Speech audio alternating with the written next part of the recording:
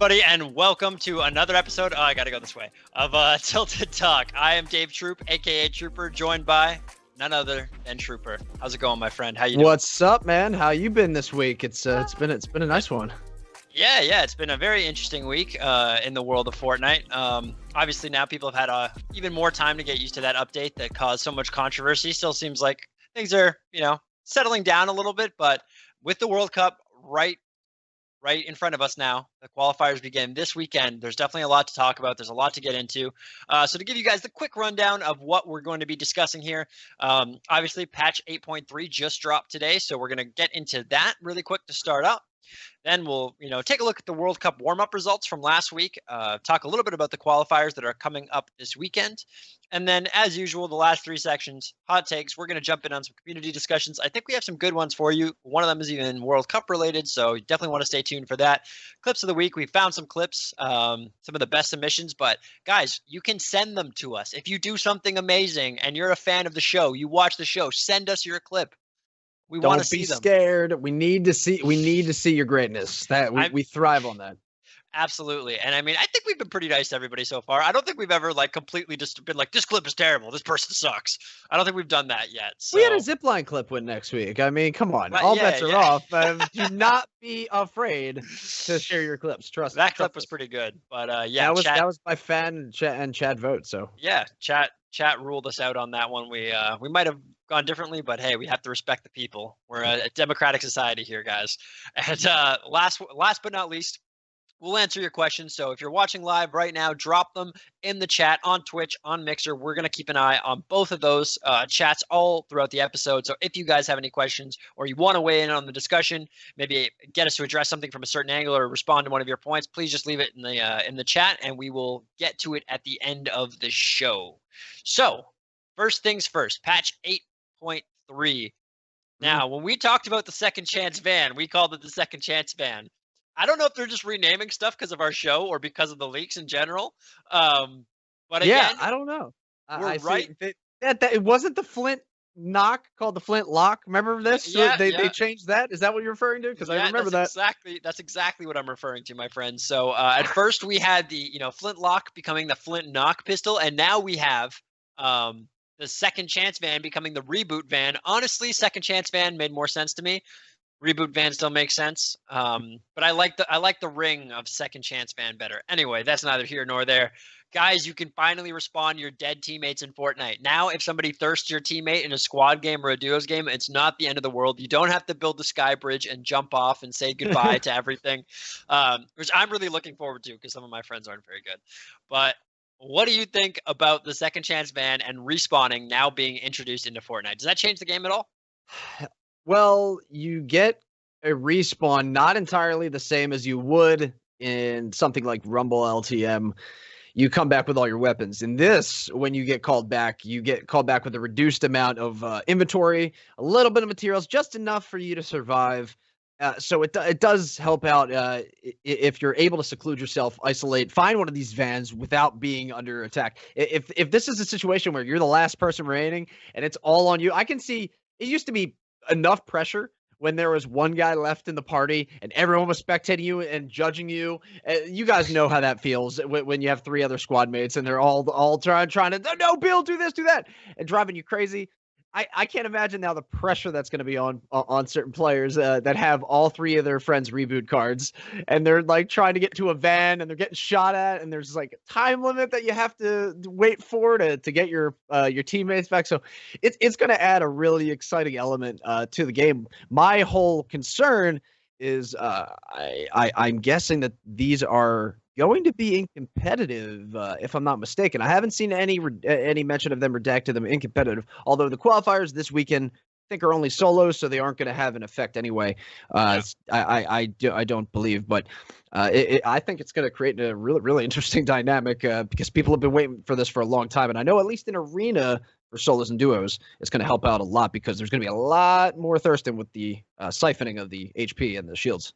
Yeah, no, absolutely. But you do make an interesting point. Again, we're like you said, it is solos this weekend, so it's not like 3 days before qualifiers, but 10 days before the first duo qualifier of the World Cup, Right. and yet a new element has been introduced to the game. Now, this is something we're going to talk about a little bit later, so I don't want to get too much into the weeds on it now in terms of the, introducing stuff into competitive play and right before qualifiers.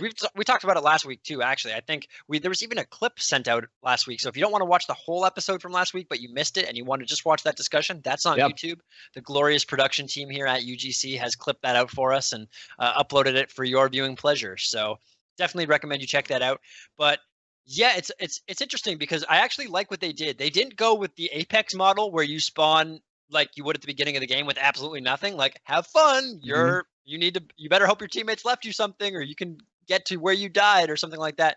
Instead, so I think they're giving you a pistol, 100 mats, and 36 light ammo. So not a whole lot, but just enough that you can pull something off if you have to. We might even have a clip of somebody doing just that. Stay tuned. Maybe. Good hints. You know. Dun, dun, dun.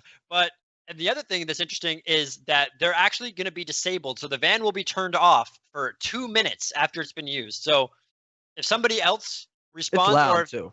Yeah, it's really loud. But so if another team uses the van, you can't use it for 2 minutes. Or if you use the van, then you're going to have to wait 2 minutes in case you get into another fight right away to bring back your teammate. I would highly recommend building stuff around that van so you don't get thirsted instantly. And definitely playing it a little bit safe after the spawning in. Yeah, the van is pretty loud even when it's actually charging back up for you to be able to reuse it. It makes a lot of noise when you're using it and in between usage. So definitely got to keep your eyes peeled when it's coming back from people that are going to be maybe try to head for it and catch it right when it comes back to revive their teammates. Something also when you mentioned how you come into the game after you're revived and you don't have it's not like Apex where you're completely empty on your inventory. You do have 100 health, you have one pistol with 36 ammo, and you get 100 wood material. I find that really interesting. That sounds pretty similar to that whole concept that a lot of people were talking about for a while, where they were saying that Fortnite should have it where maybe there's a mode where you come into the game, start with a pistol that has light ammo and a very small amount of materials. A lot of people wanted to do that to try and cut out on the initial RNG from opening fights, I remember. And I think that this was really interesting because it's kind of like walking that line in a sense to see. I know it's going to be mid game and obviously you can still get loot from your friends, so it kind of negates that whole that what I'm thinking. But the way that this is structured right now, where you come back from the respawn van, imagine taking those same qualities and putting that in its own LTM. I feel like a lot of the opening fights would be pretty you'd see a lot more skill based in those opening fights. I think a lot more. It's something that I would be worth touching on in the future. Yeah, you definitely make a good point. Although in Fortnite, you do tend to find, not all guns are equal or anywhere close to it, but you do tend to find guns relatively easily. Some sort of weapon to defend yourself. It's not like Apex where you go through a whole building and all you find is grenades. So I think that's a big advantage that Fortnite has. That's true. It is very annoying when you land and your first chest you get a grenade launcher. You're like, now? Why now? Couldn't I get this like in 3 weapons from now? Sometimes you'll get something that you won't be able to really use right off the bat or in close range fights, so it does make it difficult. But at least they do give you a chance because it could be an instance where you get recalled into or respawned into the game while your team is getting pressured. So when you come back in on your respawn, you're not completely useless. You could just jump right into the fight. So I do like that addition, and I think it's a little bit it's pretty smart on Epic's part. Yeah, no, I completely agree. And honestly, it would be interesting. What I think would be a good way to try it is maybe do a limited time mode where it's normal Fortnite, but you spawn with a pistol, just a gray pistol, and just see how players react to it. I think that's like the best. Just a pistol with no other weapons, you mean? Yeah, no. You can find other weapons. Okay, so make it like a completely normal Fortnite game. But like you were saying, like allow people to spawn. Like when you drop into the game initially, you have a gray pistol, you have 2 clips, extra just clips, the most basic weapon, basically. Just something. Right. Yeah. Just something that so you don't have to swing an axe but that would remove the axe fights. And axe fights are so much fun. That's true. I've had a lot of people finish off fights against me with that. Once they know you're hurt, it only takes is one or two more of one of those bops with the axe, and you're done. It's pretty underrated. A lot more people. I was gonna say a lot more people should do it, but please don't, because I really hate when it happens to me.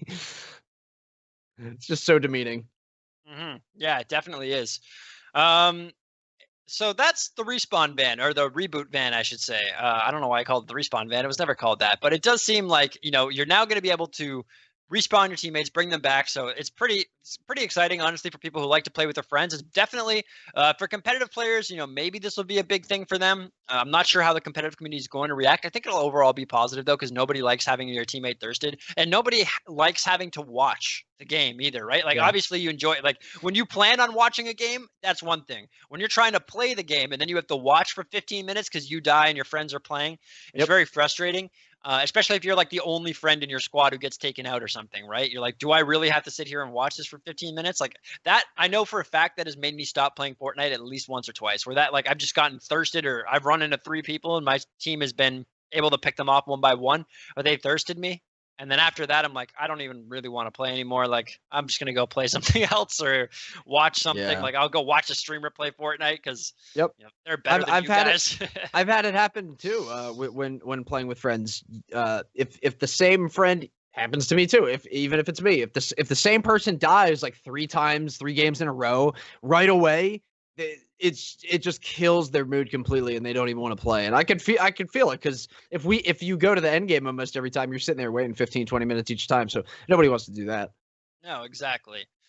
So I honestly think that's going to be a really good change. I think especially for the casual community and even the competitive community. I think overall this is a really positive thing. I'm glad that Fortnite's not being bashful about seeing other features and other battle royales and realizing this is working. This is a huge thing that people really enjoy and really like. This is a strong feature in another game that gives them an advantage over us currently. Let's take away that advantage. Let's incorporate a similar concept into our own game. So, reboot ban. Good job, Epic. I'm a fan. Indeed. Hey, look at that. I'm a poet now too. Second thing, much smaller changes now, but the infantry rifle. So they've decreased the damage of that a little bit, which I found a little bit strange. I didn't necessarily think it was very overpowered. No, I thought it was right where it needed to be, actually. Yeah, so I'm kind of surprised at this. Personally, I don't really know why that would happen.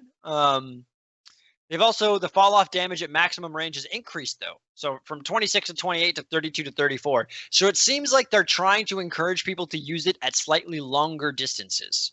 Right. Yeah, it looks like that it was getting as much utilized pretty heavily in close. Yeah, exactly. I think it was getting utilized a little bit too much in close to mid range, and not really what they were planning on. People were spamming it because it's a hit scan weapon. I think now lowering it, increasing that drop off range, you might see it used in fights that are a little bit more farther. But unfortunately, that weapon sounds like it is ripe for a third partying weapon. So everybody, make sure you keep your head down if you're in a build battle.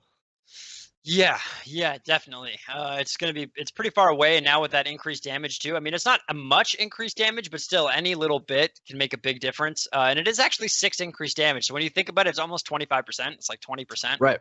22.5, somewhere in that neighborhood. I don't know. Math is hard. It's not round numbers. Don't ask me to do it.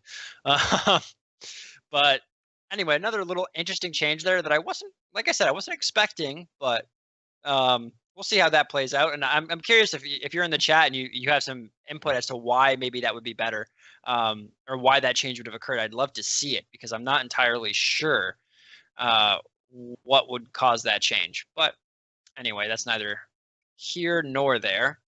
Other news, and this is something that we've actually discussed on the show, so I think this is kind of cool. The controller sensitivity. So for you and me, this means a great deal. For the PC players, they're like boring. But for console players, there is now sensitivity for building and editing. They allow you to differentiate, I should say, between the two. So finally, this is massive. I really like the fact that Epic is listening. They seem to be very much listening to the community, paying attention, and this is like a very strong indication of that, because this is something that I think it was one of our hot takes one week. I've seen Twitter post about it. I've seen all sorts of comments and streams. Like, I think Nick Merckx has spoken about it at times.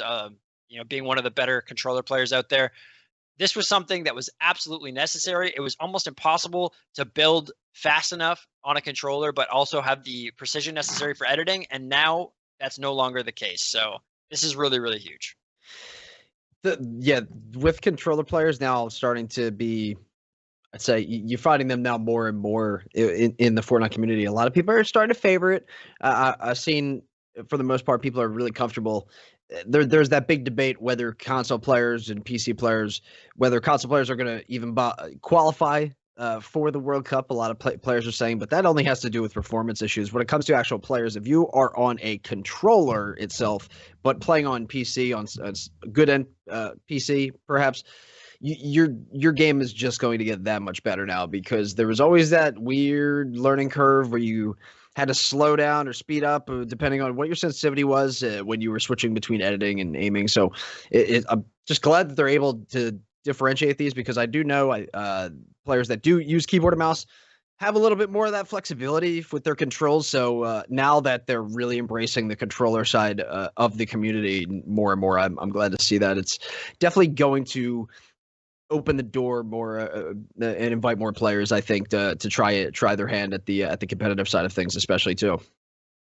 Yeah, although it is tough. I mean, the precision and speed combination of a mouse is almost unparalleled, even with the controller. Right. But yeah, this is definitely a step in the right direction. I think it's overall going to be a really positive change. I know it's, at least at the very least, is something that the Fortnite community has been complaining about, and no longer can we complain about it. It has been fixed. It has been addressed for us. So that is really, really big. I'm very, very happy to see that. There's some other interesting quality of life improvements as well that I wanted to talk about. So first, there was something that you actually mentioned this morning, that consumables and the gliders now get automatically moved to the far right. You don't have to do that yourself if you want. That's an option that you can toggle on or off. If you toggle it off, you are a heathen, and we do not want to speak to you. No, I'm just kidding. We still love you. We still love you, but you're weird. So when I see a clip, just for the record, when I see a clip and it's they're running around and looking for new players, and the inventory loadouts literally bandages, submachine gun, minis, shotgun, balloons. I'm like, oh, it's just all over the place. It's so gross. Like, it just gives me anxiety. Like, everything needs to be neat. You know, a nice little, have all the healing on one side and the gliders. There's stuff that you don't use that's passive. Most keep that all to the side so your weapons can be swapped freely. Especially with me on controller, since things are swapped between the shoulder buttons. You definitely want all your weapons right next to each other in slots. You do not want to keep your inventory spread out.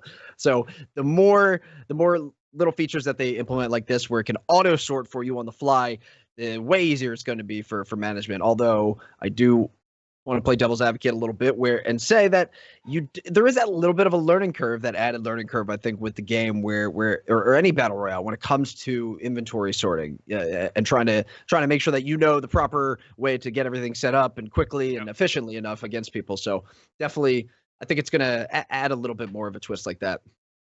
Yeah, no, I agree. It's a Fortnite, especially because you can cycle between your inventory so easily. It's not just like, you have only 2 guns and everything else you have to actually open your backpack and do. It's like you can cycle through everything. So knowing where to put things and how you like to manage that's very important. I agree with you. When you see a clip and the guy's got like his shotgun and then mini shields and then assault rifle and then med kits or something, or a med kit, you're like, what is going on here? I do not understand. But now you can just have it easily do it. You don't have to do it yourself every game. So big win for a lot of players. Excuse me. Another thing that we've discussed on the show at length at times is the audio and the audio issues of Fortnite. Some of the problems with, hearing people and how audio is a little bit wonky. They've actually made quite a few audio updates this patch. I'm not sure if you read those in detail, but they're pretty interesting. So now there's going to be a specific tell for audio tell, for enemies that are landing from above. So like when an enemy comes and lands in on you, either from a glider or something like that, it's going to be like a unique sound that you can hear that's going to be obvious, like, hey, there's enemies dropping on us right now. How do you feel about that? Is that a good thing because it gives you more information, or is it a bad thing because you kind of had to figure that out yourself? I mean, you could hear them. The glider sound you could still hear a glider, but it kind of just sounded the exact same as your glider. Right. What do you think? Is this a good change or a bad change? Is it making the game, more noob friendly, or what's your take on this? Well, the amount of sound issues that I've had to deal with alert have been a problem, and all the clips I've seen recently, especially with the end games, people have been keep feeling like they're getting worse and worse almost. But you can see that they're trying these gradual changes because if they have a patch where it's hey, massive audio overload, all these different fixes, there's that issue that they run into where they there's way too much for them to output that can be properly tested effectively. You don't want them to tweak the footsteps, for example, that are now with the players are below you. I believe that you said it's added. You don't want that to be tweaked, and then now all of a sudden gliders or people that are smashing into the top of your one by are completely muted. You never, obviously, any programmer would know that when you fix one thing, 10 things can break. So there is that little risk running when it comes to the audio portions of the game when they're trying to master it, because obviously the game, a lot of people might remember the game never had significant audio issues until more and more weapons, more vehicles started getting added, which is only because there's that overload, that audio pollution that needs to be controlled, and the game just needs to have a good range, good engine built in where they can make sure that it's as realistic as possible when it's just from your point of view, because when there's these tight end games coming and everyone's stacked up and in boxes, I mean, I believe there was a clip I just saw recently of Chap getting his box shot out, or he shot out somebody's box and then ended up trying to shoot somebody with a shotgun, got a ghost shot, and the guy one pumped him in reply. But watching from the other guy's point of view, the shot from the heavy sniper that knocked out his wall that got him that got Chap in his one by in the first place, you heard it, but it sounded like it was coming from the distance. It didn't sound like it was coming from his box. So there are a lot of issues that obviously need to be touched on, and this one is definitely, no pun intended, a step in the right direction, because they're making sure with this week being the first of the qualifiers, they have to make sure that the problems are at a minimum. So yeah, especially when it comes to the technical issues like that. Yeah, absolutely. I think adding a unique sound maybe is a little bit overkill for me. For the guy dropping in from above, like the glider sound is pretty identifiable. You should be able to identify it. Raising the volume on it, that would have been by itself, like that would have been something I think that would have been sufficient. And definitely, like you said, there's a lot of like little issues with the audio in general where things aren't necessarily coming from where they sound like they're coming from, which I think is the biggest thing that they need to fix. Yeah. But they did actually do something that I think is a step in that direction with the reducing the volume of building audio loops. So essentially, they're saying that building sounds are now going to get kind of quieted out. They're going to fall underneath footsteps and gunfire. So you're not just going to hear stuff building instead of hearing all the guns and the footsteps around you, which is good. That's definitely, I think that's right in terms of the order of importance, which is key for sound, right? There needs to be like an order of importance that you're picking things up on. And it also says it's going to prevent unnecessary noise when you're building a lot of people. So at that end game situation, when there's just a bajillion things getting built by the 25 people alive in the tiny circle, this should hopefully fix that a little bit and make it a little bit more discernible to people what is actually going on. Right. I agree. Yeah. Well, I think that's a good step at the very least. Like you mentioned, they are increasing the footstep volume of players below you. And they're also increasing the volume of the landing sounds of enemy footsteps. So just in general, I think enemy footsteps are going to be louder. Yeah, I think that's a good thing, honestly. Because I just always had a problem where whenever somebody's gliding on me, you hear the glider land, like swoop in, then land, and sometimes I'll be spinning around 360, still have no idea where the guy landed or if he was even nearby. So I definitely a big help with a fix like that. Yeah, absolutely. So honestly, I think that a lot of those changes are really, really good. That should hopefully make the competitive scene a little bit happier, give them something to placate them for their recent weak sorrows. And make them feel like, okay, Epic is listening to the competitive community as well, the PC community, and trying to make a couple of changes that really should help with the competitive integrity of the game, especially with the World Cup around the corner. That is one of the first and foremost, most important things. So that pretty much covers all of the major changes that happened this week in the patch. It was a decent patch. I guess the only other thing is the Buccaneers Bounty limited time mode. Pretty cool. They're going to be doing a different limited time mode every day, it seems like, for the next week or so. So they're trying to get everybody to, get in every single get on and play Fortnite every single day before the World Cup qualifiers start, because there's going to be something, and even, after, because I think it's going to go until next week. So definitely worth checking out. The flying It explosives mode absolutely is. today. I don't know if we have a video of it, but the emote that you unlock when you complete all the challenges is amazing. It's awesome. So highly recommend banging these challenges out within the next 5 days if you can before that time's up, because it's one of the best emotes they've released recently. Okay, that's good to know. I don't think I pulled up a video for them earlier. That's all good. Surprise is even better.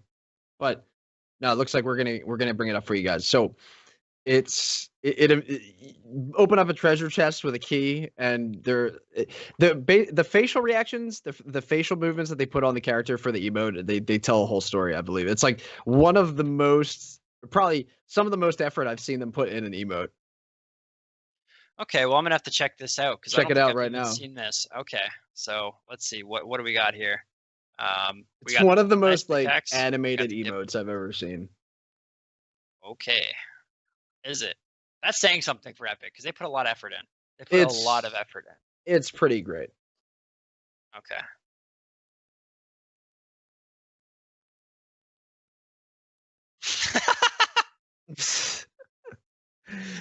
Yeah, if you just keep it like the regular way, the angle of the chest makes it so much funnier. Slaps him. Squirts in his face. Yo, I was so pissed that I couldn't get it today. I gotta wait at least till all the challenges are released to be able to get it. That's beautiful. Okay, that's pretty funny. The sounds on it too are great too. Okay. All right, that definitely needs to be unlocked on my account. So we're gonna be playing a lot of Fortnite over the next couple of days. Make sure we get all of that done. Yeah, and there's gonna be a different limited time mode every day too. So if you like playing the limited time modes, there's gonna be something different for you every day, which is nice. It's not 1 week of the same thing. So if you don't like one, you can play the next day. I believe you were saying the flying explosive mode. I didn't actually get a chance to play that today. I was just playing some regular Fortnite, but I think you said that you enjoyed playing that a lot. Did I hear that at the end of that conversation? It was very fun. Yeah, okay. It's exactly what you would think. It's absolutely chaotic. You're not playing to, try hard. You're not playing get a big score, although you do end up usually with a big score if you can get a jetpack early. Since it's squads, if you go in solo or with only a buddy, there's so many people running around half the time. Oh, and the thing that I liked about it the most is there's a little nostalgic, a little nostalgia wrapped up in there too, because you had blue rocket launchers available in there, you had quad launchers available in there, stuff that I haven't seen in the game in a long time. So it was awesome to be able to, get all these and pretty much instantly after you drop. And the amount of rockets that you find are comical. Like every time you find rockets on the ground, there's actually like 5 sets of rockets that you can pick up. It's hilarious. They keep it really fun in that game mode. And I think it's capped at 120 rockets. So you can just, good God. Yeah, it's good luck. It's a blast. It sounds like you're going to get blasted. Yeah. That's a lot. I had 120 rockets. Good luck building, guys. Good luck staying alive. I had fun until I was third partied by another rocket. But I had like 8 kills. It was a blast until then. Okay. I'm definitely gonna have to give that a try because I always like rockets. I mean, who doesn't? Right? That's makes you feel skilled. That's what makes Fortnite so great when they do things like that, where the jetpack, terrible item for the regular game or anything competitive, but that is a perfect item for its own LTM, its own game mode. What if you can separate those types of additions to the game?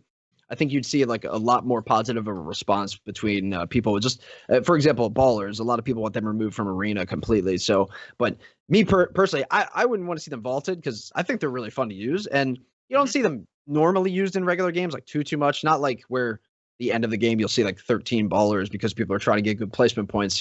So obviously there's a place, I think, a proper place for everything that they've introduced into the game. Even the Infinity Blade, it has its own LTM, where everybody can get a shot at it. So that's fine. Keep it over there. I'll stay far away from it. But like I said, everything that they've introduced, it's fun, and as long as they put it in its rightful place, I think. Yeah. Yeah, I'll just not comment on the planes. We just won't go there. Except for that.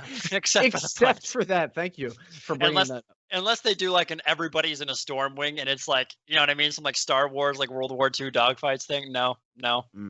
Okay. Planes shouldn't Well, exist in Fortnite. Only school bus with a balloon on top. That should be yeah. the only the sky form of transportation. Well, should because like realistically, if you had a plane, like if you have a plane and you're stuck on a desert island where everyone's trying to kill each other and you don't use that plane to fly off the island, you deserve to die. think about that. Yeah, that's true.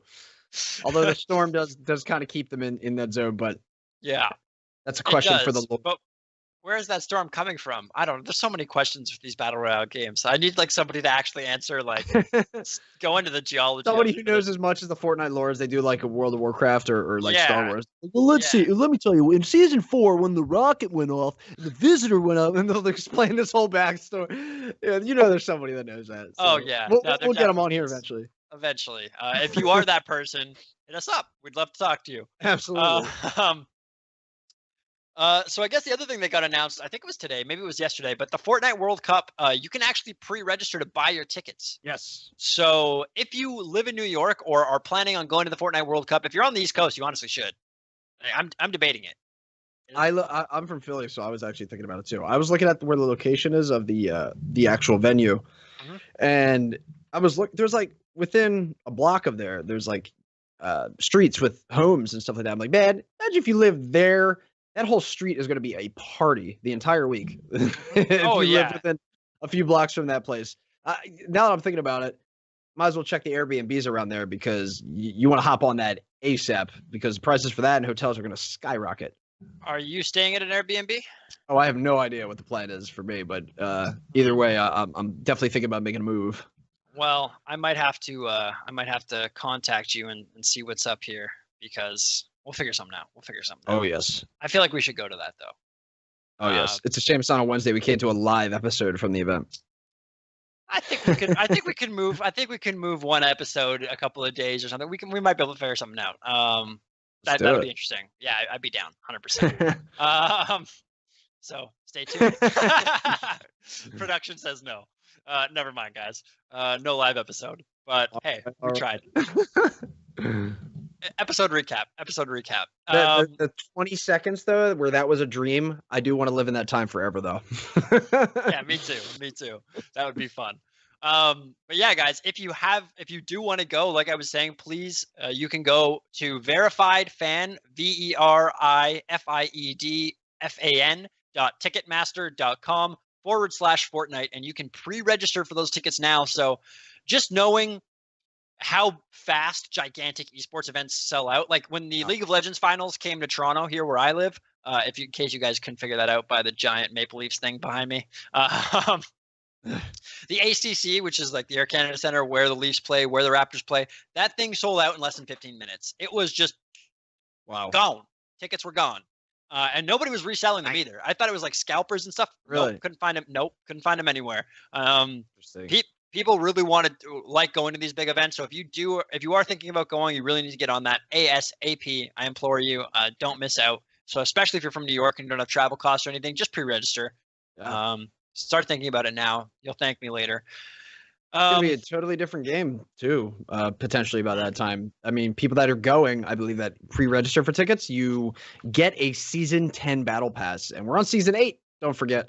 So it's that just because we're 10 weeks away. So I believe the finals are going to be, if I'm not mistaken, the first week, the kickoff week for season 10, I believe, are when the World Cup finals are going to take place. So it's going to be technically 2 seasons from now. So there's a lot that needs to be added and everything between then and now. So game is going to be quite the sight.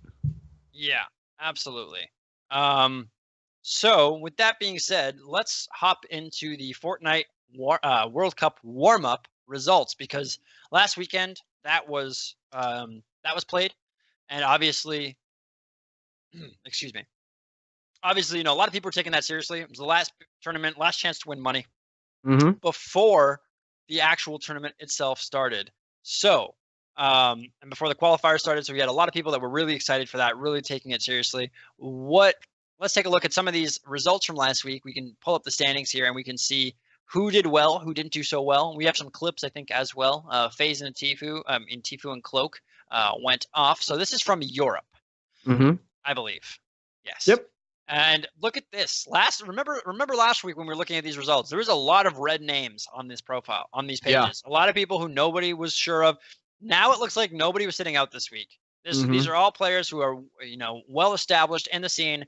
And I mean, it was pretty close. Like only less than about 10 points between first and second. But second through fifth was very close, and then sixth through 10th was also pretty close. Only 2 points separating them. So it does look like the competition is pretty even.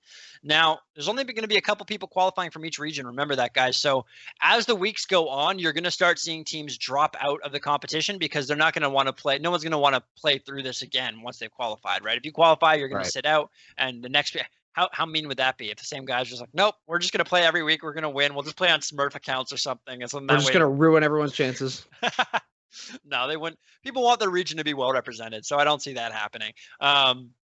So definitely don't give up either, because it will get a slightly tiny bit easier over the couple following weeks. But you will be removing effectively the top team from each region. I believe this is NA. I believe it is. It is, yeah. Demo Bizzle. Okay, so it's kind of interesting here actually, because you don't see some of the names like Tfue, Cloak, who people thought these guys are some of the most talented. They're going to definitely win, and they're just not on this top 7 list actually, and that was the same as last week. They were barely in like the top 50. So yeah, they actually placed 67th.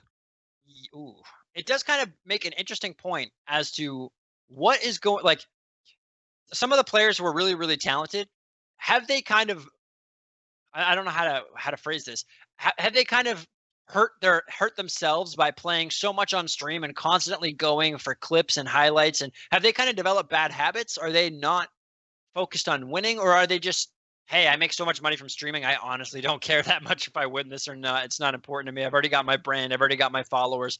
What do you think about that? Because I'm kind of interested to hear your take. I like the thought of what you were mentioning, where they kind of could be getting into their own heads, where how much effort should I be putting in? Maybe I should try a little bit harder. Maybe I should try, not try as hard. Either way, when there's these top players, these players that have been in the top realm of Fortnite, the top 1% of players for the longest time, all these big names, you got to imagine. Yeah, they have been there. Some of them for months, some of them for over a year, even some of them since the game came out. A lot of these players, 67th place, Tfue and Cloak. So I'm just using them for an example. I'm not even using them as just like the end all be all team, but just for example, let's look at them. Now, if we look at number 19th, 72 Hours and Liquid Vivid, they finished in 19th. So there's all these top names that your go-to thoughts of like, well, who are the number one players and or streamers for Fortnite? You think of them and they're not placing very high, but you got all these other people that are lesser known placing. These players are way hungrier, in my opinion, than a lot of these top streamers, because these top streamers are now getting to the point. I was just talking with my roommate the other day about this, where now it's getting to the point where these players, I might have brought it up before on the show, where these players are thinking, should I even bother traveling to events and competing and risking winning a prize pool when I already can sit at home, stream, and make some double the amount of money, not have to lose any subs? There's such a weird incentive for these streamers to really not put their all in. I mean, it's nice to see people like, say, Ninja, who announced like formally that, hey, I'm going to practice, make sure that I am the best I can be for the World Cup. A lot of people like focus more on scrims and try to do that. Obviously, you'll see that on their streams. But yeah, I think these younger players, they have so much more to prove. And I'm not going to be surprised at all if you see the Fortnite World Cup walk away with one of the unknown players. Okay. Because, yeah, that is interesting. And it, like you said, it is a very strange time in esports as it's kind of changing. Almost more to the traditional sports sense, where, LeBron James has made a lot of money playing basketball, obviously, but then he signed a $1 billion, let me say that again, $1 billion contract with Sprite, right? It's like, right. Or was that with Nike? I can't remember the company. I'm sorry. But one of those companies, I don't remember. It was one of the two. But he signed a big, gigantic $1 billion deal. So he makes more money now from outside of basketball than he does from inside of basketball. But this is kind of different because streamers actually have to still play the game. Like they can't just stop playing, but they have to play at home, not going to an event. So obviously, when you go to an event, I'm assuming a lot of people at least kind of generally know how it works, but in case you don't, generally you have to leave the Thursday morning or the Thursday afternoon, get there Thursday night to kind of like get into your hotel, check in, settle in, all that sort of stuff. Event starts Friday, Saturday, Sunday, you're competing. Monday morning, you go home. You maybe get home Monday afternoon, Monday night. You're probably tired. You don't really feel like doing anything. So generally Thursday, Friday, Saturday, Sunday, Monday, 5 days, you're gone. You're not really on the internet in terms of you're not streaming, you're not doing that sort of stuff, unless obviously you have like a setup where you're going to the event to stream and do it live from that facility or whatever. But for a lot of these players, like you're saying, they actually don't like they lose. Even if they win the tournament, they might still make more money sitting at home, especially for smaller tournaments. Right now, the World Cup, obviously, there's so much money on the line that it's got to be enticing, and also the prestige. But like you say, once these guys have a couple 100,000 followers, and they've got thousands and thousands and thousands of subscribers, and they're not really worried about the money anymore. They go, okay, well, is it even worth it? Is it worth it to go and risk it?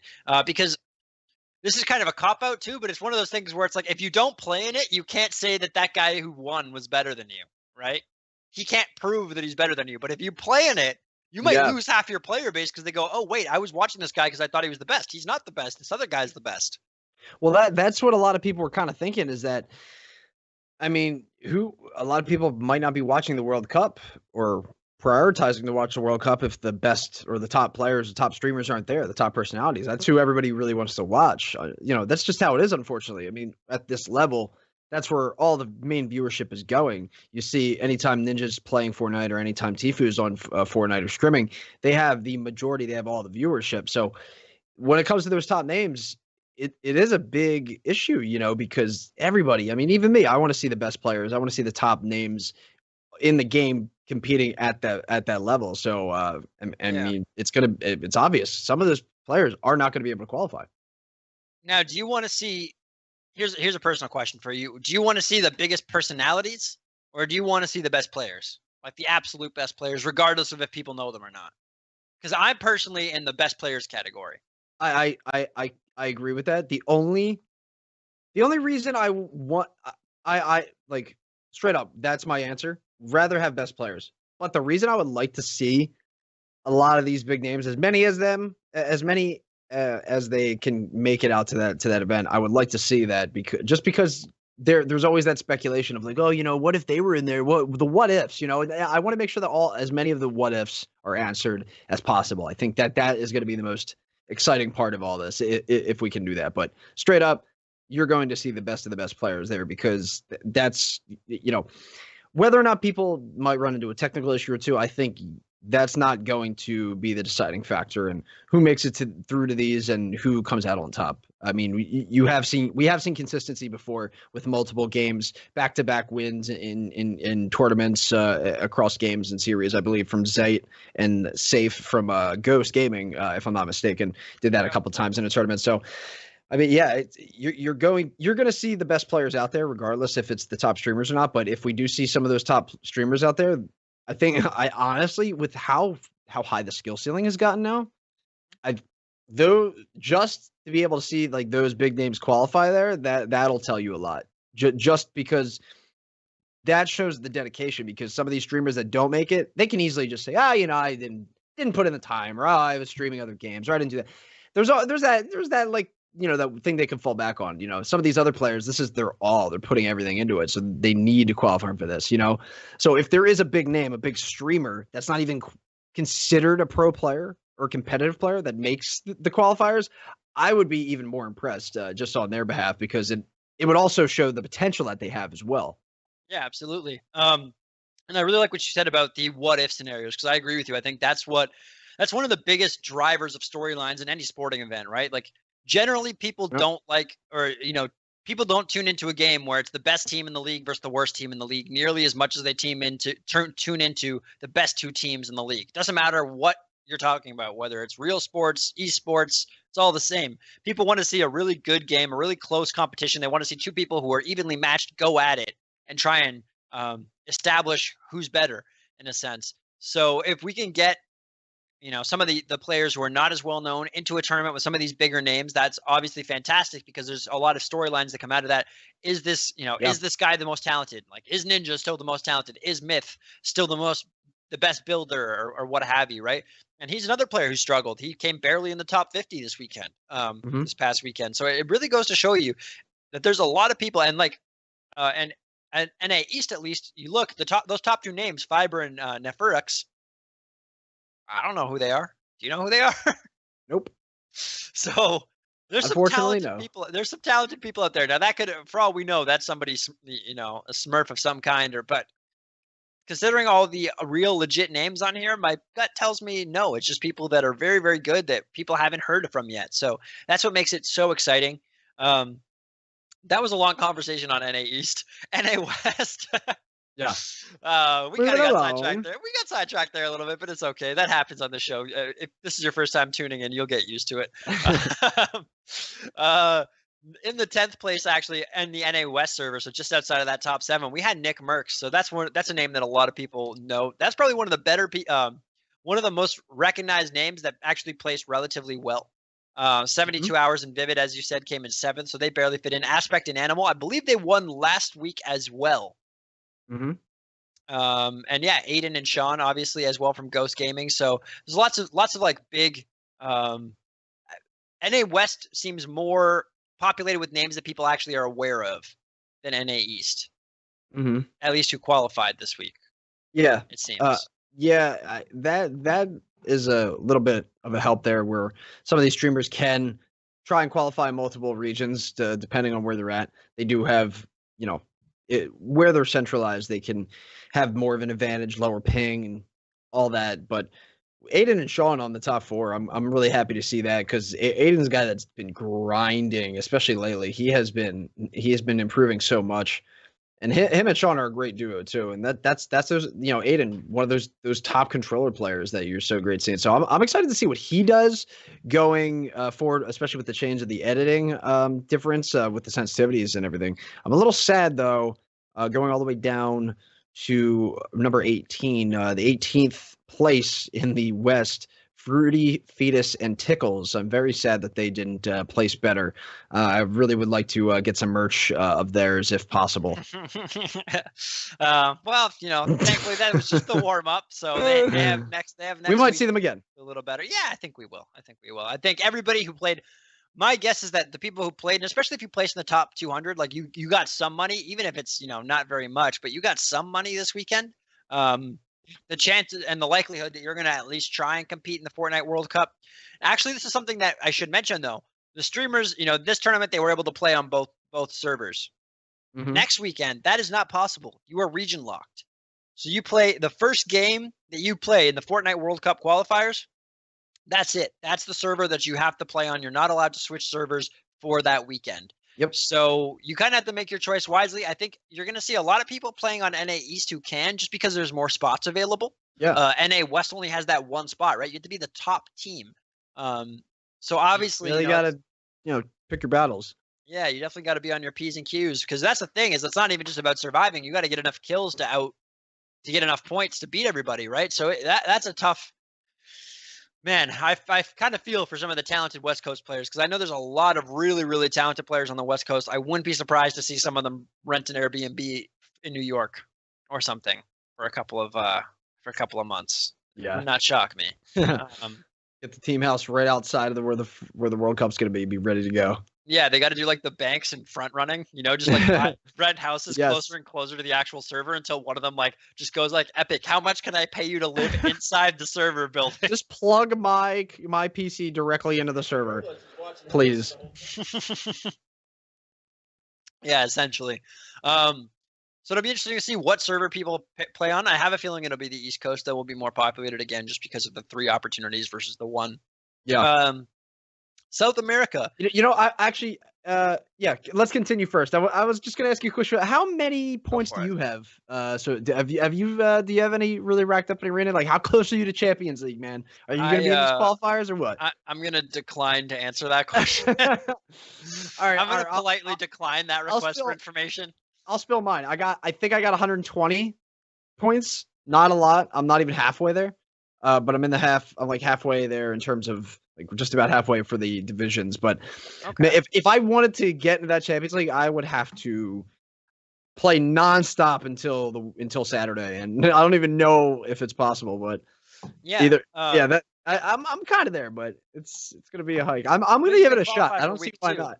You could qualify for week 2, right? Even if you don't make it to week That's 1, true. you just have to be in Champions League on the weekend, on one of the weekends. So you could do it. Honestly, I just haven't been playing very much. I've been really, really like overly busy. I'm doing too many things right now, and video games are. I'm finding it hard to find a couple of hours to game. Dude, I know.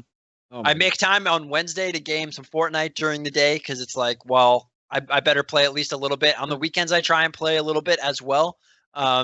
Generally, I try and take one of the 2 weekend days off and go, no one's allowed to talk to me. All I'm doing is playing video games today. If you have a problem with that, I don't care. So yes. I get a couple of hours in, but nowhere near as many as I'd like. And some of the kids today on this game are so good. They're so good at building. I just feel like such a potato. I can shoot things. I have good aim on a console, okay, but the building speed and the building technique, that's the thing, is I just, when I do play games, I don't want to go into creative. Well, I think we discussed this too. I don't want to just go into creative and just practice building for a whole day. It's like, I don't have that much time. Yeah, I feel it really depends what your goals are in the game. Yeah, I'm definitely playing games now more to have fun. My competitive days are behind me. I'm washed. I'm an old man, as you can say. My beard isn't quite long enough, but if it was, you could see the gray hairs on there. But you only need 1 week where you win the qualifiers, and then you never have to play again. You never have to do it again, ever. Just the 1 week. That's all you need, man. Think about it. Think about it. Yeah, I think I have a better chance of winning a lottery. To be completely honest with you, that's scary how accurate that is, man. Oh man. Yeah, I mean, because at least the lottery is completely random, right? This I actually have to do something, and it's hard. Like these people, there's people out there that are grinding like crazy, and all the power to them. That's exactly what they should be doing. If I was like 16, 17, maybe if I was even 20, still in university, I probably would be. Also, my PC is not very good, but I got a new PC. I just have to, actually, that's what I'm going to be doing as soon as we're done today. I'm going to be swapping out this PC for a new one. Nice. So next week I'll be on a brand new PC. Anyway, South America. We got sidetracked again. This is getting ridiculous. It was actually interesting though, because last week we saw Dragon and Blackout come so much further ahead. Like they just destroyed the South America Lux Cup. I'm not sure if you remember. I think it was like 15 points or 20 points they were ahead of everybody. It was nuts. They slayed. It was impressive. It was crazy. They lost this week. Yep. By a pretty substantial margin too. Yeah, that's the thing. Like by 12 points. So I mean, I guess it can happen. Like sometimes it's just not your weekend. The other team just runs into everybody perfectly. But you know, the team that I thought was by far the best team in South America doesn't necessarily look like they are the absolute undisputed number one. But it does look like, you know, if I had to put money on it, I would bet some significant change that these guys will be at the World Cup representing South America. They will win one of the weeks for sure. They've been at the absolute top of every single cup that they've played in so far. So they're definitely names to watch out for. Yeah, I totally agree with that. They've been improving enough to where, and it's been at a level where they're not dropping off either. So their skills staying at the same.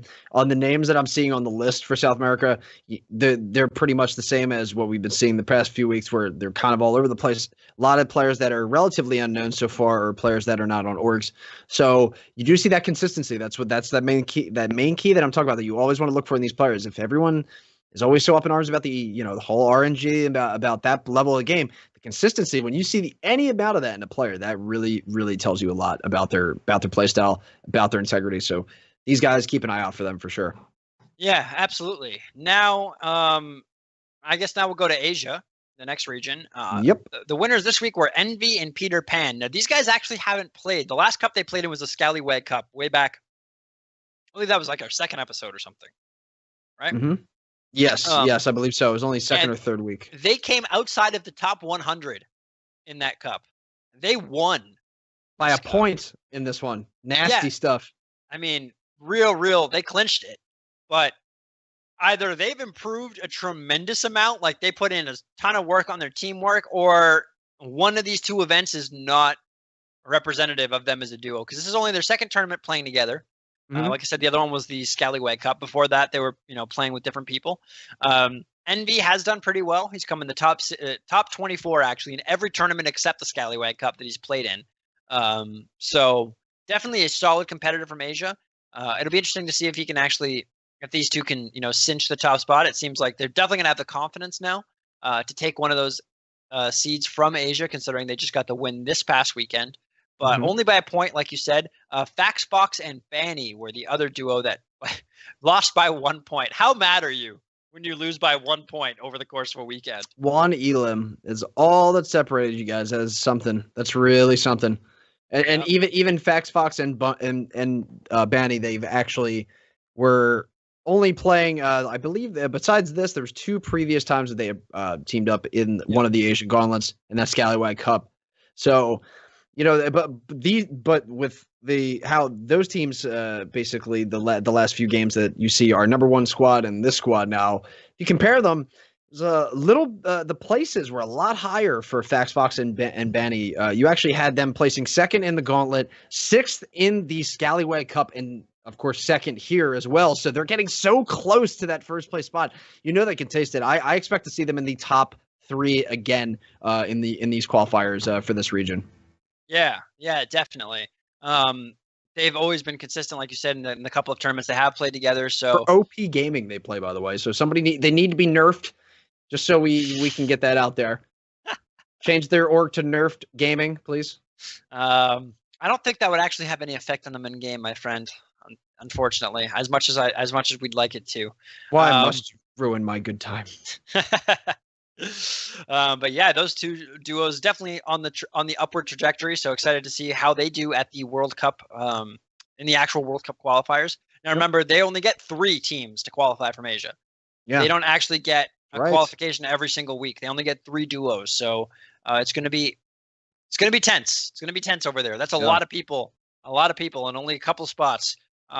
So all the best. Less players in those sections of the world, so it does make sense. It's not like, oh, why are they favoriting other countries? It's really just where the majority of their player base is, and they average it out that way. So don't think that you do have less of a chance. You still do have about the same amount of chance as anybody else. Just got to play your heart out. Obviously, the window is just a little bit smaller. That's all you got to worry about. Yeah, exactly. And now for the last region, we have Oceania. So Cyper and Voix. They actually came in 3rd in the Lux Cup together. So they did really well last weekend too. That was their first ever event playing together. Voix actually doesn't seem to be known, essentially. He's kind of just come out of nowhere. But obviously, I hope I'm saying that right. Cyper? It looks like Cyper. Cyper? Yeah. I hope so. I don't know. Guys, if you want me to not mispronounce your gamer tags, make them phonetic and easy to spell. Like help a brother out here. Like Bob and Joe. Yeah, that would be great. That would be fantastic.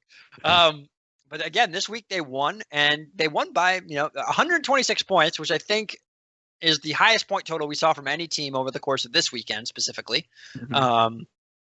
Won by 7 points, so decent lead. A lot of players underneath them, though, that are also well-known, like Goobas and Slaya coming in 2nd. That 2nd, 3rd place was again 7 points. So actually, when you look at it, like they were basically, they were easily into the money. Being 126 with, the top 4 placings, top 3 or 4 placings, being down underneath like 105, essentially. So there's only 2 other teams that were even remotely close to them. These guys definitely seem to me like a strong favorite coming in 3rd and last week and their first ever tournament together. And now first, they definitely look like they could be the team to beat in Oceania. Yeah, and Gubaz and Slaya, they had a decisive placement with their 119 points, but then getting slaughtered by Voix and Cyper with their placement. Gubaz and Slayer actually won. They placed first last week, so in the Lux Cup. So really shows you that this Voix guy. Keep an eye out on him. I'm excited to see what he does since he's such a relatively new player. If him and Cyper can keep up this consistency. Yeah, definitely. And again, I think it just goes back to what we're saying. There's a lot of young, hungry people that are really, really trying and using this as their coming out party. They're trying to make their mark on the Fortnite community and on the world and get themselves and their names out there. So very much looking forward to seeing what's happened starting next week. I'm definitely going to be watching this weekend. So remember, guys, if you do want to play, you have to be a champion in Arena. You have to get there. Yep. This first I weekend think is it's going to 300 be points you need. Yep. First weekend is going to be solo. Next weekend duo, and it's going to alternate like that for the course of the next 10 weeks consecutively. We've kind of touched on this a little bit, but when we look at the people who actually end up qualifying, how much of this crowd is going to be people that we fully know, and how much of it is going to be people that you think are, completely brand new? It's like, who is that guy? I think 75% of the players are going to be relatively unknown players. Relatively unknown. Around 3/4 of the players I think are going to be relatively unknown, just because there are so many Interesting. players that have been grinding. And when I say relatively unknown, these players could have stream followings. Nothing to knock on anything like that. I'm just saying they're not going to be the Nick Mercs and the Ninjas and the Tifus and the Cloaksies of the world. They're going to be players probably with a lesser known following, but they're going to be some of the players that have been grinding, that have been improving, that have been taking notes, that have been watching VOD, that have been systematically breaking down everything about their game so that they can get better. So you're going to see, because these players, that is what they've been focusing on so much. You have a lot of these top streamers, they got to focus on, other things, on top of running their stream. Maybe they're playing other games, I don't know, but if you're practicing right now for the World Cup, you're not playing anything else, especially besides Fortnite. So right now, I mean, I think you're going to expect to see about 3/4 of the players fresh faces for the most part. Okay, so let me rephrase that slightly. What players that we do know and that everybody is very familiar with? So that when you talk about Ninja, Myth, Aiden, these types of guys, who are we going to see? Who would you put your money on is actually going to make it? We're gonna see Aiden from Ghost in there, depending on what player he decides to try and duo with. I just know you're definitely going to see him, at least in the solos. I expect to see Nick Mercs in there on the east side, or is he on the west? I believe. I'm not sure 100%. I don't recall. He's been playing on the east. Okay. West. Sorry. So west. Yeah. Okay. Yeah. So I mean, I expect. So yeah, it's a little bit more combative out there in terms of that size of the window. A lot more players, I believe, on that side. For that, because everyone's trying to be as close as possible to the Epic servers. I expect to see Tfue place as well. I know a lot of players are curious about that. I don't think there's going to be a question if he places or not. And then if I can really say another player I think that's going to do very, very well is Mr. Savage. He's a very young player, and he's like a prodigy at this game right now. And him, and also another very, very young player to keep an eye out for. I believe he's on FaZe now. Is Sky High the new FaZe Sky High, the new FaZe player? I think so, this kid, man, he is so good at the game, and I watched a couple clips from his speed, man, on the mouse, like his DPI, so insane. The way that he's able to react and pull off certain plays, and some of these players are so young, man, and it just makes you wonder, like, how good can they get if they're this good already? Yeah, no, I agree. It's like some of them are just absolutely ridiculous talents, and definitely looking forward to seeing how they mature. I'm going to throw. I agree with most of your names. I do think Ninja's going to pull it out. I hope he does. He has so much experience competing. He has so much experience competing that I wouldn't be surprised that a lot of these players are really talented, but they are very young, and this is there's so much pressure. They're probably putting so much pressure on themselves to perform because this is their moment. Whereas Ninja's kind of past that, and he's been competing for so long that being under the bright lights, being under the spotlight, that doesn't faze him. He's used to it. So I'm going to put him in there, as well as Zaf and Sight. They won the Katowice major. We watched that. They played fantastic. Haven't been doing as well online recently. Zayt and Saif. Yeah, you're right. Yeah. That was the other duo I was thinking. Yeah. So I believe in them. I have faith.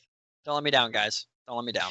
I'm a big fan of Team Liquid, though. I hope their players place well as well. I'm just a big fan of those guys. Their characters, their Chap and 72 Hours and Poach and Vivid, they're all great.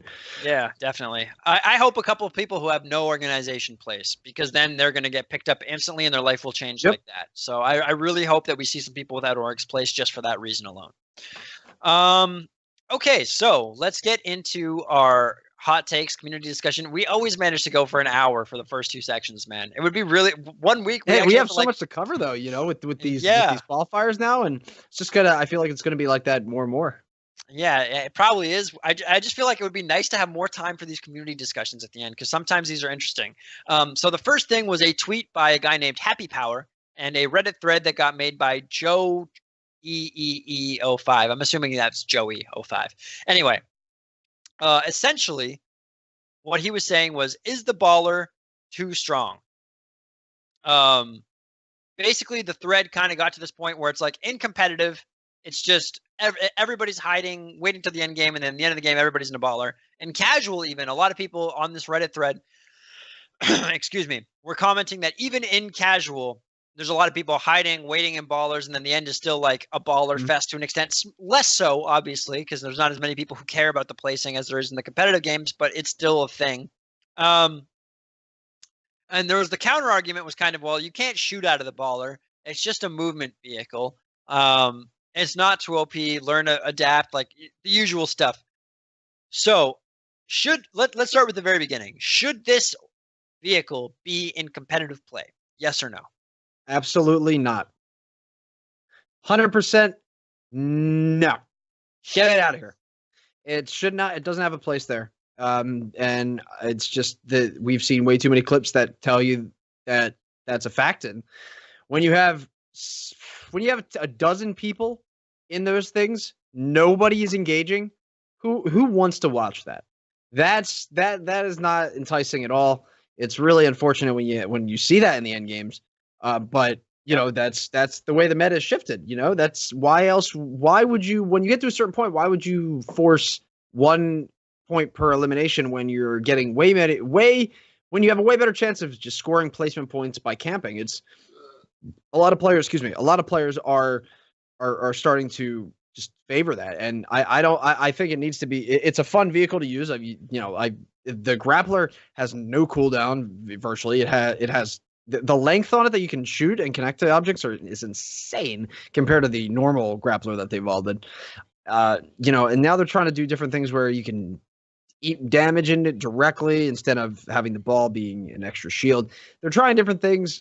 I like that they're trying to, make it still usable for the game, but for competitive play, I don't think it has a place. And if they want to keep it in there, then I am more than down to support that notion. What somebody mentioned, a concept of an EMP that goes out in the second to last storm or ring, where no vehicles could be used when you're in the second to last or the last ring, and I think that'd be fine, because the whole point of the end game is the very end game. There's moving circles. There's a constant moving circle, and if you get that far in the game and you have a baller, you have an insane advantage, because everyone has to run. Everyone's watching all the players that are building around them that are moving on foot just like them. The last thing that anyone's going to worry about is a ball. So you are good to go. And that's the problem that I think the game has, is it is way too strong and way too favored at this point of the game.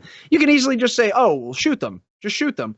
Yeah, it's easier said than done. If you're in that situation, if you have played any late game competitive type Fortnite match, anything, any scrim, anything remotely, or even with a couple sweats at the end game of a regular match, you take your attention off of any of those available players, especially when the storm's moving like that, you're probably going to get got. So yeah. It's not something where you can easily just say, oh, just shoot the baller, or we've lowered the health on it. The fact is that player shouldn't be getting an easy rotation, a nearly free rotation, untouched, just because he was able to have that or steal it from another player. There needs to be something in place that keeps them out of the climax of the game, or just take them out of arena and competitive completely. That's how I feel about them. Yeah, no, I honestly completely agree with you, because it's like, if you just shoot the baller, that's like assuming that it's a one-on-one scenario or something. Exactly. No one's going to be in the baller. As soon as there's 10 people and you're saying shoot the baller, okay. Yep. Who's going to shoot the baller? The person who wants to come in 10th? I mean, as soon as that person starts shooting the baller, everybody knows where they are.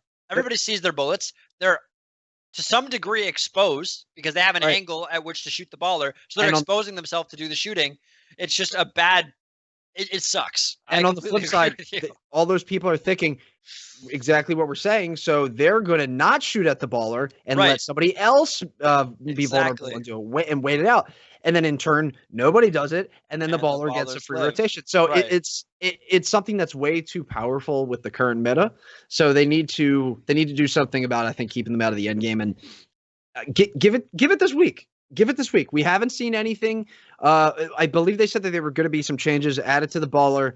They had to wait or delay. I don't know if they're going to be coming before the weekend, but just give it till this weekend. Watch these qualifiers, and if you see the end game with a ton of those ballers and big polarizing response to the community, I'd be willing to bet that they add those significant changes in before the next qualifier, maybe even tweak some things, or remove them completely. Because if it's anything like a lot of these arena games that I've seen, people are playing a little bit more passive, I think, in these arena games because they're just going for the points. And the money's not like strictly on the line yet. Yeah. But give it to when the money's actually on the line, and the last possible thing that somebody can avoid happen is die. So I would think you're going to see more of them. Mm-hmm. So, and that's I'm not saying I want to, but give it this week. We're going to see what the meta does when the real money's on the line. Yep. When the real deal is happening, what everyone's been training for is finally, when the trigger's been pulled. Let's see exactly how much of how bad they play in these late games. That's what I'm really focused on. Yeah, no, I mean, I just completely agree with you. I could, expand on all of that, but for the most part, I would just be restating things that you said because it's frustrating. Yeah, I think everybody in the community has pretty much the same issue or the same thing. Yeah, I mean, it's cool. They're cool to an extent. I like them more than I like the planes. I still don't really like them, though. Infinitely. Yeah, that's not saying much. But, for me, the ballers are hard no and competitive. I just, like you said, I don't think it promotes good, healthy gameplay. So definitely would like to see that taken out, but I do feel sorry for the players who have been like, okay, well, the ballers are competitive now. Let's figure out how to play with this. And they've spent the last week and a half figuring out how to use it the last couple of weeks, figuring out what's the best way to use it in the late game. How do I use it? How can I swing around with it? What can I do? And really figuring out all the nuances of it. To have it removed, it would suck for them, but I think it would be healthier and for everyone's better. Yeah, better of everyone. I think anytime they introduce a new vehicle, they really need to take a look and see how that affects late game scenarios, because you had the plane being such a problem because it was camped on and focused on, and people just sat in them the entire game. Same thing now with the ballers. You don't get that with shopping carts like you did. They're impossible. You never got that. You don't get them really with drift boards because you were pretty exposed on the drift board and they're very loud, so people can pop you on those. You don't get them with the quad crushers. Quad crushers are not effective late game when the circle is very tiny. They're only effective when people are doing the rotations across the map and then using the ramp to boost themselves across the map. So vehicles all have their place, but when they're too heavily favored for the late game, I think that's enough information to tell you that they're way too OP and that there needs to be some attention to them. Yeah, I agree. I like the vehicles, like all the vehicles that are used in the first and second circle. When you're like, oh crap, the circle is literally on the opposite corner of this map. I need to go like 4 squares. Then it actually encourages fighting, because then you go, okay, I don't have to run away from the fights. I have my vehicle here. I can hop out, have this fight, and then hop back in the vehicle and keep going and avoid the storm. But at the end, it's a completely different game, like you said. So definitely think that needs to happen. Hopefully they take it out. I agree with Happy Power. Not a fan. Hope that gets removed. Thank God. I'm just saying, thank God that the planes and the ballers never crossed paths in the same time, because you would have had somebody rotating in a plane and then 5 people attached to them on the balls, and then he's just carrying all the people around like, oh, you're just looking in the sky like, what am I looking at right now? I can imagine, dude. They need to do a limited time mode. I hadn't even thought about that, but yes, that is exactly what would happen. That is 100% what would happen. When the plane came in low, a baller would just attach themselves like, haha, now you can't shoot me. It's oh god. Anyway, that would be a combination from not a good place. The second discussion that was kind of popping off on Reddit this week was actually by somebody that you mentioned a little bit earlier, like maybe 5 minutes ago, Liquid Chap. Okay. He kind of went on a rant on stream. Now, I don't want to, we don't need to play the video for it because, it was not Is it about the console players? I would love it. Is. I would love if you guys played that clip, because it's some harsh reality that I think people need to hear. And I'm not even saying that I fully I'm not saying anything bad particularly about console players, but this is something that needs to be understood, because The game itself on the highest level, any LAN, any of these tournaments that you go to, the World Cup, you're not going there and playing on an Xbox. You're not going there. You're playing on a PS4. You're going there and playing on high-end PCs, and you're going to have whatever your peripheral, your keyboard and mouse, and your controller. But the game's played on PC, so with a high frame rate. These people that are playing on console, the fact that anyone's getting to the Champion League on console, especially on an original Xbox One, is so insane because you had those performance issues. Luckily, they did fix them this week, but people landing, buildings aren't loading in properly on console.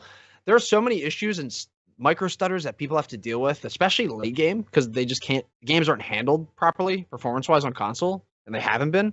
It's just an issue that they're trying to work out for, is just so they can make it easily accessible for everybody. But yeah, Chap laid down the law, and he was passionate, and I think it was really just him venting frustration, especially after the what was it, the ratio, the aspect ratios now are locked and competitive to 16:9. They were then to native resolution. No one's allowed to do stretched res for competitive playlists. And I think he officially went off the deep end with that change and felt that it was probably favoring, in my opinion, I agree, favoring the console players to keep everything on an even playing field. Because if you play the game on stretched res with an ultra wide monitor, it's awesome. You can see so much now. Your vertical field of view is insane. I think just to interject quickly, I think that change is just to help console players. I think it's also to help people who maybe play on PC, but they don't have the highest end monitor. Like those wide monitors they're pretty expensive. They're like an extra couple $100. Right. I just bought myself a new monitor. I was looking at a wide monitor. I didn't think it was worth the price. Some of them are really expensive. Yeah. Yeah. So, I mean, I think it evens the playing field in the sense of like, hey, everybody who's on a PC, that should be enough. You shouldn't have to have the absolute highest, because at the end of the day, we are trying to figure out who's the most talented, not who has the best equipment, right? Yep. Anyway, we do have that clip ready for you guys. So without further ado, Chap.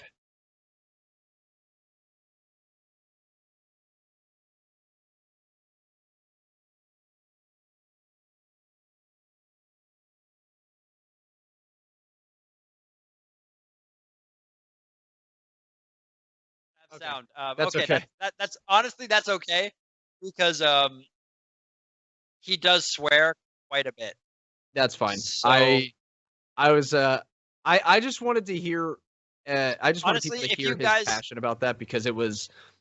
He really spoke.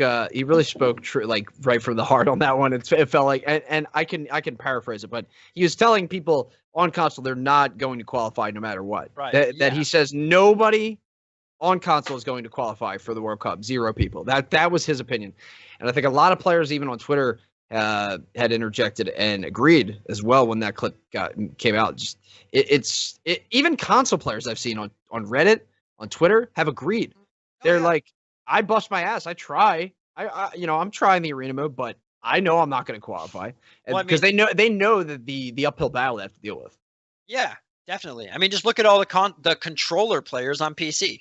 Do you think why would a controller player make the switch to playing from their native console? That's obviously why they use a controller. Oh, here's the audio. Okay. Okay, we do have the audio. Hear the passion. You can hear the frustration. Rage now. Yeah. Let's load this up.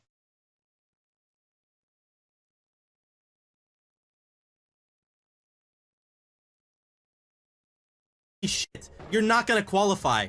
When is a console player even placed that? I don't know if you don't understand this, but if you're on console, you're not qualifying for Worlds. Get it through your fucking head. Like, holy shit, you're not gonna qualify. When is a console player even placed in a top, like, 100 of a fucking qualifier?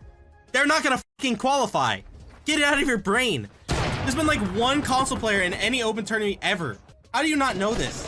You guys play on 30 FPS with shadows and motion blur on, and you think that you can compete? Aiden plays on PC, and his first tournament he went to, guess what? He was on PC. You're fucked. You're fucked. Just give it up, okay? Don't get mad because a PC player has an advantage on you. Buy a fucking computer or shut up. That's just the way of the road, dude. And still clap you. Buddy, you've probably never even qualified for a second round of a pop-up cup, let alone placed fucking in the top 10, you dumbass stupid bitch. Jesus Christ, you're so dumb. Buy a fucking computer if you want to complain about stretch res. Still use your fucking controller. So nice to get our first guest on the show, Liquid Chap. It's such a nice guest right there. That was beautiful. Right. that was wonderful. But yeah, you can hear how the wrong rage. is he though? No, I personally I wanted to talk to you about it because I know we're both console players, but personally I think he's right. I mean, I'm not computers console do anymore, have. man. I Did ditched you? that, man. I uninstalled it last week on my Xbox because I played on PC now. It's it's the comparison is, I'm gonna say, night and day. Traitor. I'm playing with a controller. Don't you worry. But man, 144 frames a second. Woo! Okay. It is beautiful. Okay. I might have to join you on that soon. Now that I'll have a computer that's actually capable of doing it, we can make the switch to PC together. But good God, let me just say, I think he's right. I didn't. I'll just use this as a quick example. I didn't even notice this because I've been playing from day one on console.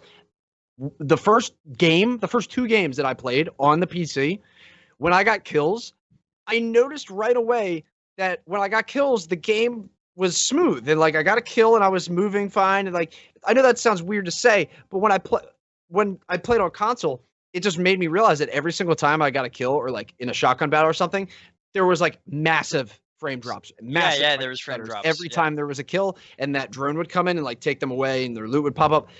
Compare that to the PC version, so much smoother. Like anytime there's like a third party or anything on console, it gets crazy. I never noticed the lack of frames. And also, I'm not playing on a monitor. I'm playing on a console on my original Xbox One, day one, and it's on a giant television, a giant LG TV. So it's 60 hertz. It's like it's completely locked. It's it's not the optimal way to play the game if you're trying to compete. Don't you cast gears? What are you doing playing on a console on a giant TV? That's how I always played, man, on a big ass TV. But I have seen the light recently with my new monitor. Trust me, I can't go back. You know you can connect an Xbox to a monitor, right? Yes, I'm quite aware. Okay. Yes. Just wanted to double check. I told you that it took a while. Okay. Okay. Fair enough. So do you think there's anything? Should Epic care about that? Because I agree. I think Chap is right. I think you're right. So two-part question. Because I personally, my answer to the following question is no. But is there anything Epic can do, and should they even bother? Even if there was something they could do, should they even bother? I mean, it's weird. Like if you have a player that does, if you have Neo himself, the one somehow ranks and qualifies, and he plays on console, and he gets to the tournament, he's going to be on PC, and the game is going to be way smoother, way faster than he's used to. And I'm not going to lie, it's going to throw him off.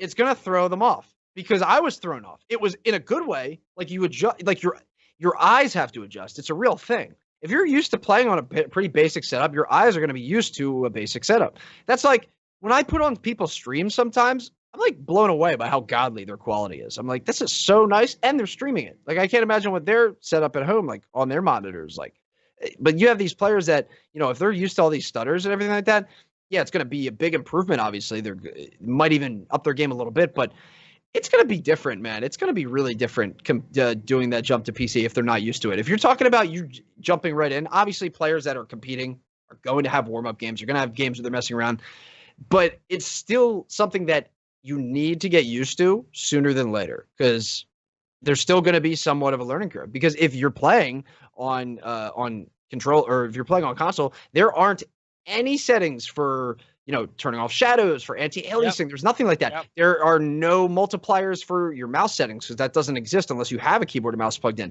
So all these different things now are that you have to go through on the settings. You have to make sure everything is the right. The game's slightly different when it comes to the settings, the settings that you want to tweak on the PC version. So everybody needs to make sure that they're on. If everyone wants to be on that same playing field, you might as well get the PC version. If they're instead of pushing native, people should make sure that they're just competing on the best way to compete anyway. People are just cutting themselves off at the knees. Yeah, no, I agree. I understand. You can't just run out and get a computer. Not everybody can do that. I totally get it. Compete on what you got, but it's back to the Chap clip. It's just a harsh truth. Yeah, I mean, if you are serious about competing, I would say, if you're serious about it. If you're serious about it, then if you're serious about anything, you got to make some sacrifices, and that entails maybe getting a job or an extra job and saving some money, going without a couple things. Like obviously, don't pay for your rent and pay for your food. No one's telling you not to do that. But maybe you can cancel your Spotify subscription for a little bit. Maybe you can, forego Cancel the your Netflix Hulu for a and little bit. keep your Spotify because you get free Hulu with Spotify now. So Look at that. do You also a get a little, free. You also use get a your free brain a Google Home Mini. In case you guys didn't know look at that. that. Getting all the perks. Yeah, you gotta Brought to you make by some sacrifices. Spotify. Yeah, we wish. Honestly though, yeah, exactly what you said. If you're serious, you got to make a little bit of some sacrifices. You got to take it serious, right? So definitely playing on PC is the better way to go. Okay, guys. Yeah, absolutely not. Clips of the week. Dun dun dun. Before we get started, if you have a question, send it now. We're gonna be going quick. Also, remember to vote for your favorite clip, and we will announce the clip of the week winner. We'll do it at the end of the show. So if you're in chat right now, we got 5 here for you. First one, D. John's Mustard. I love how he spelled just D. John. This might honestly be the most disgusting snipe I've ever seen. Oh, and you putting it first? Okay, let's see. Tell me that's not ridiculous. I thought somebody was throwing a projectile. What in the world? Is that a cannon that he saw? Like somebody was going from? I think he was getting shot from a cannon. I think so. Yeah, that's what it seems like to me. But whoa. He pulls out the snipe, sees the guy. I guess he heard the cannon sound. That's why he predicted it. And, all right, that is the most ridiculous thing I've ever seen. Sir, the Navy SEALs might want to speak with you, or whatever the equivalent are from your country. Imagine being that guy in the corner, or the guy that's actually flew off from that cannon. I'm actually speechless now. Yeah, I don't want to imagine being that guy. That would suck. I'd be very upset. So that is clip number 1. D. John's Mustard. That was ridiculous, sir. You should definitely. I don't know. You're clearly a math major or something. That was nuts. All right, so clip number 1 gonna be. I like to start us off with a clip that's gonna be hard to beat. It sets the tone, right? Yes. It makes it so that people know we're serious here. That was disgusting. We want your disgusting clips. I don't care how lucky you want to say. That was first try. That was nasty. Yeah, that was absolutely gross. So that was clip number 1. Clip number 2, Ridester 07. Oh, using the reboot van in the clip. Okay. Yeah, I thought I'd bring that in, and so he comes back just in time. Oh, nice. So I'm not sure if that's a glitch or what it is, but I think he got saved just in time. It looked like he got killed right when it got filled up. Oh, with the 2 HP dream. The clutch. I love that. And then he can bring back his teammate now. Yeah. Oh, I mean, he has to wait 2 minutes. Well, after the wait, but that's still amazing. That is awesome. What timing on that? Oh. Yeah, it just worked out perfectly. And the pistol shot against a shotgun, nonetheless. That guy was a potato. I just want to say. See that? Just getting the pistol. Oh. Just getting the pistol did so much to help. Got that first down with it. That great pistol is very underrated, man. I'm not gonna. If you hit some shots in the upper body and head, man, you're getting a quick down. 23 damage is enough. It's not, you know what I mean? It's definitely it's sufficient. Let's put it that way. Especially the guy probably didn't expect that at all. He sees him coming off the top of that van. He thinks, oh, this guy's an easy kill. Nope. This guy's better than you are, my friend. That was awesome. So good job here by Riders. That was a good clip. And yes, Martin, I am rocking the Greater Toronto Halo. Always, my friend. Always. Got to stay true to your roots. You know what I mean? Clip number 3. We'll keep moving this along, guys. Remember, put the 1, 2, 3, 4, or 5 in the chat for what clip you want. So clip number 1 was a snipe. Clip number 2 is that respawn, getting the pistol kills. Clip number 3 now. We have, let's see, I cannot remember the gentleman's name. SV Drick. You got a nice little CV Drick. Sorry, CV Drick. CV Drick. Oh yeah. Actually, I might have lied earlier. This might be the most ridiculous snipe I've ever seen. Okay, let's see. He already got a nice one, and he's going over, but he's not cone flooring. He's got gliders, so he's fine. Oh, see, that was cool. That was cool, but he had gliders and he was going for that. He had a little safety net though. Oh yeah, it was dope though. I'm not gonna take that away, but he had a little. We've seen those clips where the people just went for it and they were either dead or hitting the shot. Yeah. So still love the attempt though. Yeah, we saw that with the flintlock pistol, I believe. That was a pretty gross clip. I think that won our clip of the week one. Yeah. But yeah, so that was pretty nasty snipe. I can't decide. You're right though. He did have some backups and some safeties in place for himself there. which was good, I guess. Smarter way to do it. I mean, you shouldn't jump to your death and just hope you hit a crazy shot like that. But if you do hit it, then hey, it's pretty disgusting. So good for him. The level of risk dropped significantly. Oh yeah, significantly. It's far less. It has a little bit. I don't know. You might as well keep the gliders on you though. Would you have been more impressed if you dropped the gliders on the top of the thing and then said, "Screw it, I'm jumping down and going for that"? I think that actually would have been way better. That would have been pretty funny. I'm not gonna lie. All right. Clip number 4. So that was clip number 3, guys. Remember, clip number 2, respawn van, reboot van. I don't know why I keep calling it the respawn van. I'm having words are hard. Number 1, D. John's mustard, that insane snipe on the guy out of the cannonball. Clip number 4. Did I forget to edit the? I might have forgot to edit the man's name. That's not good. We'll have it pulled up here though. So, oh yeah, it's M.Rich. That's who pulled this off. He decided to do a whole team pretty dirty. So we will see this really quick. Running around, just checking it out. Okay, So already has his teammate down. Yep, one of his teammates is gone, so he's not happy about that. Oh boy! Oh, don't do it! Oh, with the save. So we definitely, in my opinion, this is probably, even though it's impressive because you're killing 3 guys with a shotgun, and you are wiping a whole team by yourself essentially. I don't know. There's something about this clip that's like, I know what you mean, but like, I feel like this is something that I would get and think it was the greatest thing I've ever done. I'm like, oh my god, I killed 3 people! Like, I'd be losing my mind if I did that. So gotta give him props. Yeah, definitely. I would be very happy. And he did make the save. So I mean, he missed the hand cannon shot though. So that's still okay. Gotta hand it to him though. Still. Yeah, absolutely. So that would be clip number 4, Mr. Rich Dot. Good job there on clip number 4. Now clip number 5, the final clip, guys. Vote for your favorite clip in the chat. This, honestly, when you talk about building skill and how good people are at building, this clip exemplifies that. Oh no! And don't let him. Why'd kill. you let him? The axe kill, and then another one, and more. Oh, what? He was gonna do him dirty with the editing too, but sweeping shot. I love this floor cone that he puts down. That was so sweet. So quick. That guy had no idea what was happening. That's such BM. Yeah, that guy was super lost. And those quick edits there to save himself from getting shot. Yeah. The floor, he knows exactly where he's going to jump off. Oh, man. Oh.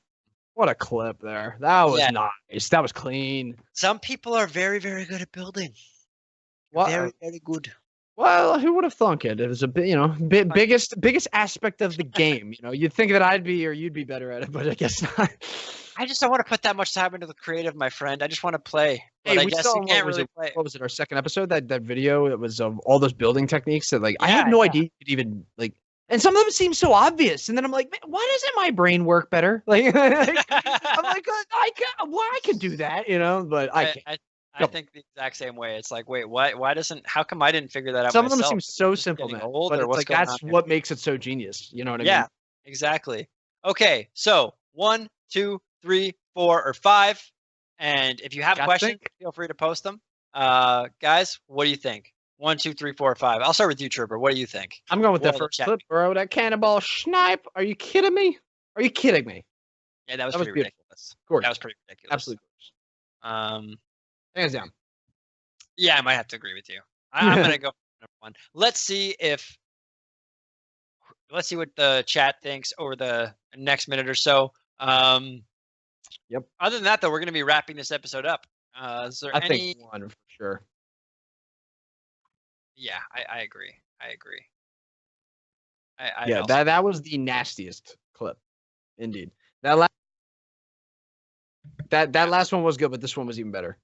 That first clip. I agree.